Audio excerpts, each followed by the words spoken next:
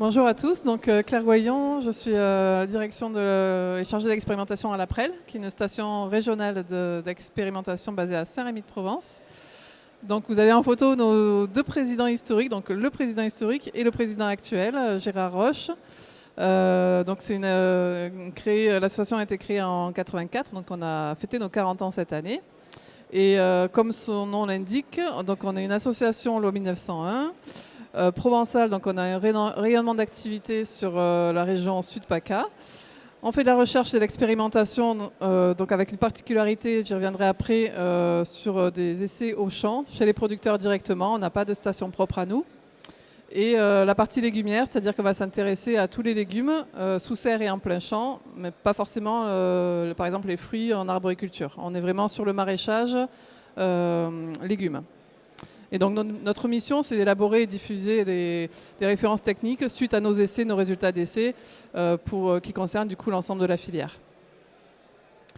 Donc comme je vous disais, on a un rayonnement régional. On fonctionne en système associatif, donc on a 25 adhérents. Et nos adhérents, ils ont vraiment l'impact de la profession maraîchère. On voit qu'il y a les chambres d'agriculture régionales et départementales au niveau PACA. Il y a 10 CETA maraîchers et des groupements de développement agricole. Donc les CETA, pour ceux qui ne connaissent pas, c'est des centres d'études techniques agricoles. C'est des groupements où il y a un conseiller pour à peu près une trentaine de producteurs et qui animent du coup à un niveau très local le conseil aux maraîchers. Et on a d'autres partenaires adhérents comme le GRAB qui est ici présent, station d'expérimentation en bio, le CTFL qui est l'Institut technique pour les fruits et légumes, et le CRIAM Sud qui est aussi l'Institut pour l'irrigation et la météo. Et ensuite on a des groupements professionnels plus spécialisés sur certaines espèces qui sont aussi adhérents pour nous soutenir, et également les AOP sur les espèces principales de la région. Donc c'est nos adhérents. Notre équipe, donc on est une petite équipe de 5 ingénieurs avec chacun nos thématiques d'expérimentation. On a un ingénieur du CTFL qui est détaché dans l'équipe, qui s'occupe de la filière salade. Bien sûr, on a aussi en saison des apprentis, des stagiaires qui gonflent un peu nos effectifs. Donc notre coordination est assez particulière du coup avec les structures de développement. Donc je parlais des CETA, des groupements et des chambres.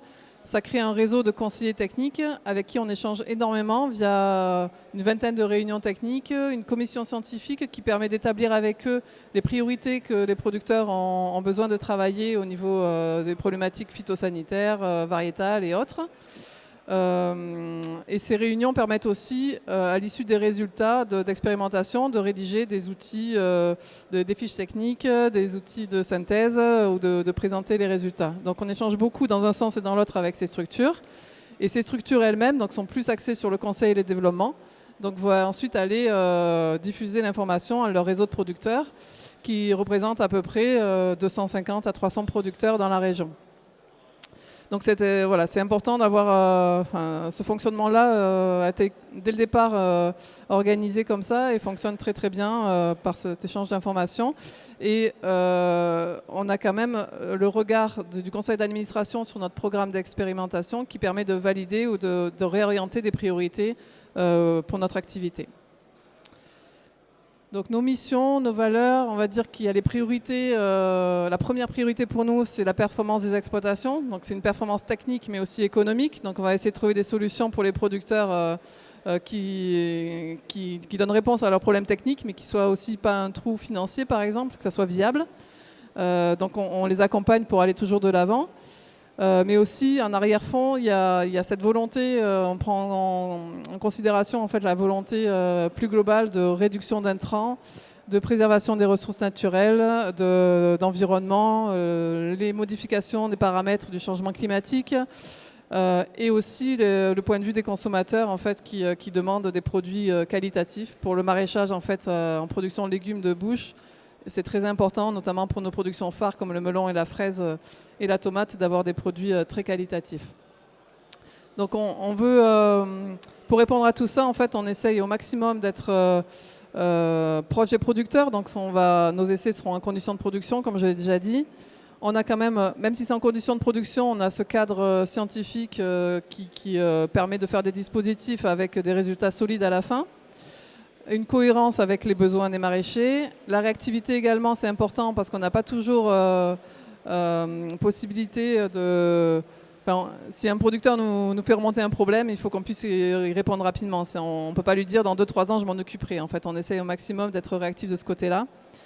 Et on vient de manière générale, via notre activité, en soutien de la filière pour appuyer certaines notamment en phytosanitaire, où on a des réductions d'usage de produits phytosanitaires. On essaye d'accompagner les producteurs sur des manques de produits ou sur des solutions alternatives. Et bien sûr, une grosse activité sur le partage des connaissances. Donc, les espèces étudiées, donc on est dans le maraîchage, il y a une diversité très très importante de produits. On a quand même des productions phares majeures qui sont la tomate, la fraise, le melon et la salade, pour lesquelles globalement on a un ingénieur par filière. Et comme je disais, l'ingénieur CTFL qui travaille sur la laitue. Et ensuite, on a toute une activité autour des autres productions. Donc j'aime bien parler de la production ratatouille, c'est très provençal, mais il y a aussi toute la diversité de pois, haricots, épinards, choux, brocolis. Enfin, je ne vous fais pas la liste, d'aller sur le site internet, vous pourrez aller explorer tout ça. Et on travaille sur tous les systèmes de production, que ce soit le hors-sol, le conventionnel ou la production biologique, ou même maintenant aussi des systèmes de production qui sont équipés de serres agrivoltaïques. Donc en fait, notre programme d'expérimentation, on l'ordonne en 3 grands axes. Le premier, c'est l'innovation variétale. C'était vraiment une demande des producteurs d'avancer toujours vers des variétés qui répondent à la performance agronomique, aux résistances variétales, mais aussi à la qualité gustative. Donc vous avez des petites images qui illustrent ce travail.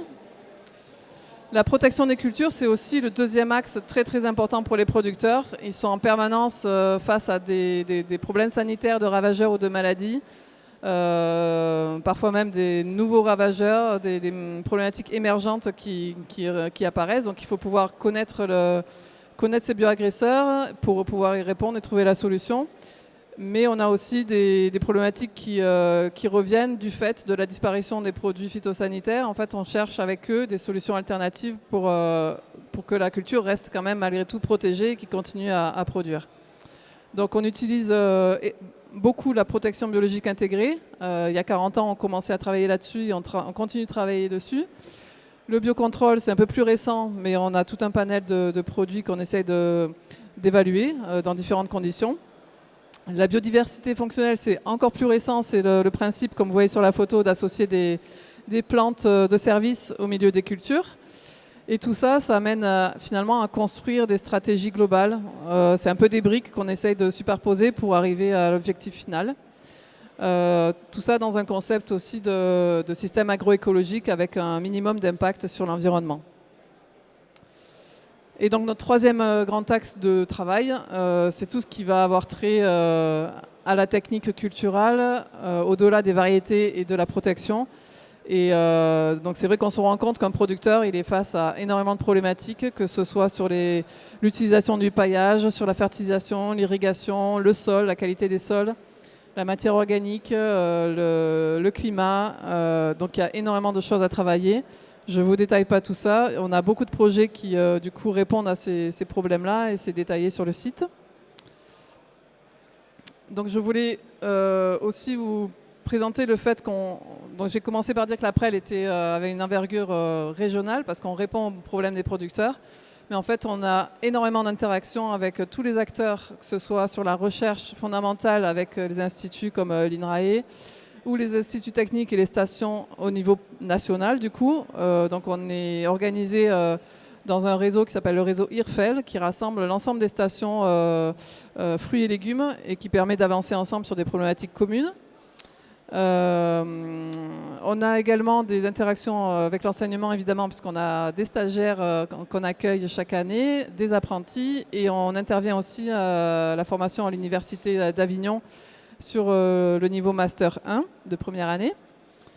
Des interactions au quotidien aussi avec les services d'État. Donc là, c'est tout ce qui a trait notamment au BSV, au programme Ecophyto. On a créé une cellule de veille sanitaire pour tout ce qui est virus émergent, où la présence du SRAL est importante. On a des expertises aussi au niveau de l'État avec les directives nitrates. On nous a sollicité justement pour apporter notre expertise sur la filière maraîchage dans la réduction des intrants azotés. Nos interactions avec la filière, plus largement, donc c'est via les AOP, les Légumes de France, les chambres d'agriculture, les syndicats. Et pour finir, avec les agrofournitures, donc là, c'est vrai qu'on a à la fois des interactions parce que c'est eux qui vont nous proposer des solutions qu'on va ensuite tester chez les producteurs. Donc on va chercher chez eux des solutions à tester et eux viennent vers nous pour nous proposer leurs solutions. Donc on a toujours ces allers-retours aussi d'innovation. Donc c'est nos partenaires d'essai, ils sont aussi en demande en fait d'essais privés pour évaluer leurs solutions dans les conditions de production et beaucoup d'échanges autour de ça. Donc tout ça, tous ces échanges-là, ces interactions permettent pour nous de travailler de manière collaborative. Ça s'illustre via des projets, donc on répond à des appels à projets de différents financeurs pour mutualiser les compétences et sur des objectifs communs. Donc on a plusieurs financeurs au niveau de l'APREL qui sont illustrés par leur logo ici. Donc la région est un de nos gros financeurs et ensuite c'est des appels à projets de France Agrimaire, d'Ecofito, de l'OFB, de la CNR, etc. qui représentent à peu près 60 à 70% du financement de l'APREL. Le reste du financement étant en fait apporté par les prestations privées. Donc, comme le GRAM, nous aussi, on est agréé pour le crédit impôt recherche pour répondre à des sollicitations de sociétés. Et la contribution professionnelle, quand même, les adhérents, la participation des professionnels à hauteur de 20%. Et donc la dernière diapo pour mettre en avant qu'on a un gros travail de diffusion, parce que du coup, on ne fait pas l'expérimentation pour se faire plaisir, c'est vraiment l'objectif, la finalité chez les producteurs. Donc on rédige à peu près 70 comptes rendus par an qui sont mis à disposition sur le site internet. On a des fiches techniques parce qu'en fait les comptes rendus c'est à peu près 5 à 10 pages, donc les producteurs ils ne vont pas forcément éplucher tous ces comptes rendus là. Eux ce qui les intéresse c'est un résultat vulgarisé, clair, synthétique. Donc c'est l'objet de nos fiches de préconisation diverses. Bon, des articles de vulgarisation dans la presse professionnelle ou même des articles scientifiques quand on est en collaboration avec l'INRA sur certains sujets. Et un gros travail aussi plus interactif avec des réunions du réseau, des groupes de travail avec les autres expérimentateurs, des cafés techniques. Donc là, c'est des événements qu'on organise sur différents sujets pendant l'année et des interventions comme au Médagri.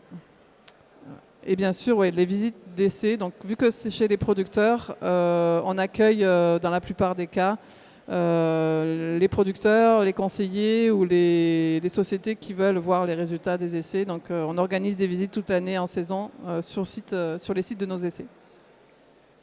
Voilà. Merci Claire pour la présentation. Est-ce qu'on a des questions pour Aprel ? Donc, si jamais vous voulez échanger, on est toujours au stand R&D. Donc, je vais continuer avec une start-up qui est juste derrière nous. Donc, je vais demander à Brad de venir pour sa présentation.